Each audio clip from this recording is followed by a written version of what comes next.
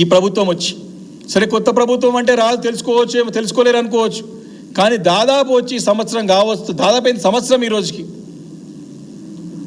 మరి వాళ్ళు ఈ యొక్క చేపల పంపిణీ ఏదైతే చేప పిల్లల పంపిణీ ఏదైతే ఉన్నదో సీడ్ని 50% కోతలు విధించినారు. అందుకే ముఖ్యమంత్రి గారిని కోతల రేవంత్ రెడ్డి అని పేరు మరి ఊకే రాలేదు.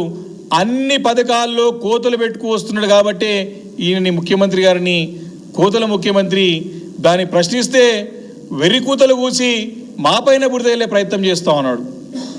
ఈరోజు ఈ 50% సీడ్స్ అయితే ఫిష్ పిల్లలు చేప పిల్లలు ఉన్నాయో వాటిని తగ్గించి మరి ఆగస్ట్ నెలలో ఇస్తామని చెప్పినటువంటి ప్రభుత్వం మరి దాదాపు డిసెంబర్ వరకు వచ్చినాం. ఇప్పటికి కూడా వారు ఏదైతే 50% ఇస్తా అని చెప్పినటువంటి చేప పిల్లల్ని కూడా ఈరోజు వరకు కూడా పూర్తి చేయలేదు. ఈ యొక్క మత్స్యకారులందరూ కూడా దీని గురించి వేచి చూస్తూ ఉన్నారు. ఈరోజు వరకు కూడా దీనిపైన పెద్ద ఎత్తున వాళ్ళ ఆందోళన ఉద్యమాలు చేపట్టడానికి కూడా సిద్ధమవుతా ఉన్నారు. వారికి అండగా ఖచ్చితంగా, ఎందుకంటే గతంలో కేసీఆర్ నాయకత్వంలో చక్కగా ఉండేమా, కానీ వారు బాధపడుతూ మమ్మల్ని సంప్రదించి దీనిపైన ఖచ్చితంగా పోరాటం చేయాలని చెప్పేసి కూడా డిమాండ్ చేస్తూ ఉన్నారు.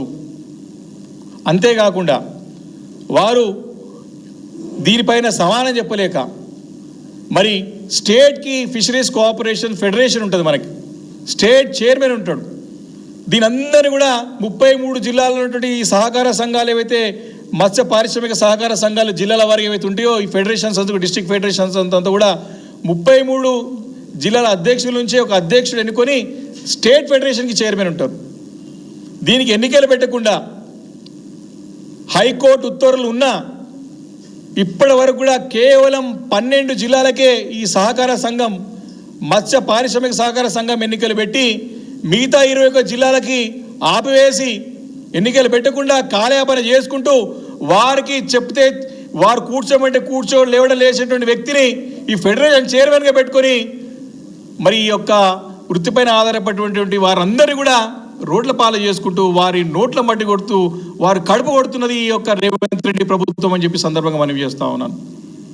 కాంగ్రెస్ పార్టీకి చెందినటువంటి వారి సొంత ఎమ్మెల్యేలు కూడా లిఖిత పూర్వకంగా ముఖ్యమంత్రి గారికి చెప్పినారు, ఈ మత్స్య కారులని అన్యాయం చేస్తోంది, వీరిని ఇమ్మీడియట్గా తప్పులు సరిదిద్దాలని చెప్పినా కూడా ఈ ప్రభుత్వం మొద్దు నిద్ర నుంచి లేస్తలేదని చెప్పి ఈ సందర్భంగా మనవి చేస్తా ఉన్నాను. కాబట్టి తక్షణం ఈ మిగతా 21 జిల్లాలకు సంబంధించినటువంటి మత్స్య పారిశ్రామిక సహకార సంఘాల ఎన్నికలు ఇమ్మీడియట్గా నిర్వహించాలి. స్టేట్ చైర్మన్ కూడా ఆ ఒక నిబంధనల ప్రకారం కూడా ఎన్నుకోవాలి. తద్వారా ఏవైతే గతంలో బీఆర్ఎస్ ప్రభుత్వం కేసీఆర్ గారి నాయకత్వంలో మత్స్య సంపదని ప్రోత్సహించి మత్స్యకారులను ప్రోత్సహించి సంపద పెంచడానికి సంపద సృష్టించడానికి ఇచ్చినటువంటి చర్యలన్నింటి కూడా వాటన్నింటిలో కొనసాగించాలని చెప్పేసి కూడా బీఆర్ఎస్ పార్టీ డిమాండ్ చేస్తూ ఉంది. తప్పకుండా ఈ మత్స్యకారుల పోరాటానికి బీఆర్ఎస్ పార్టీ అండగా ఉంటుంది. ఇప్పటికే వాళ్ళు కానీ మేము కూడా ఖచ్చితంగా దీనిపైన ఇమీడియట్గా చర్య తీసుకోకపోతే పెద్ద ఎత్తున ఆందోళన ఉద్యమాలు తప్పవు. వారి పక్షాన నిలబడి బీఆర్ఎస్ పార్టీ కూడా అండగా ఉంటుందని చెప్పేసి కూడా ఈ సందర్భంగా మనవి చేసుకుంటూ, ఇది మత్స్యకారులది ఒకటి బెస్ట్ ఎగ్జాంపుల్. మరి అదేవిధంగా ఈరోజు అక్కడ నాయ బ్రాహ్మణులు రోడ్ల పైనకి వచ్చి ధర్నాలు చేస్తూ ఉన్నారు. అక్కడ వీళ్ళేమో విజయోత్సవాలు జరుపుకుంటా ఉన్నారు, ఏదో సాధించడం అద్భుతాలు సృష్టించడం సంవత్సరం లోపల అని చెప్పేసి కూడా ఈరోజు సంబరాలు జరుపుకుంటా ఉన్నారు.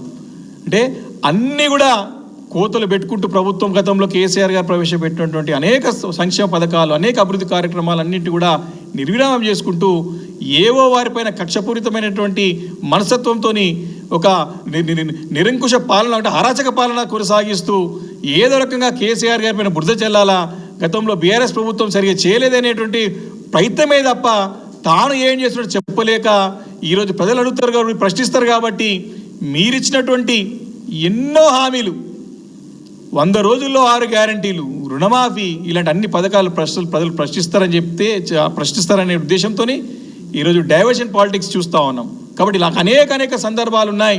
కాబట్టి ముఖ్యంగా ఈరోజు పర్టికులర్గా ఈ యొక్క అనేక వర్గాల వారిని మోసం చేస్తుండడానికి ఈ మత్స్య కార్మికుల యొక్క మత్స్యకారుల యొక్క మోసం చేస్తూ అటు నాయ బ్రాహ్మణులని అటు రజకులని అనేక కుల వృత్తులపైనటువంటి వాళ్ళందరినీ కూడా మోసం చేసుకుంటూ ముందుకు వస్తున్న సంగతి నేను గుర్తు చేసుకుంటూ, మరి తప్పకుండా ప్రభుత్వం దీనిపైన తక్షణం చర్యలు తీసుకొని ఈ యొక్క న్యాయమైన డిమాండ్లని మరి నెరవేర్చే విధంగా చర్యలు తీసుకోకపోతే పెద్ద ఎత్తున ఆందోళనలు ఉద్యమాలు తప్పవు.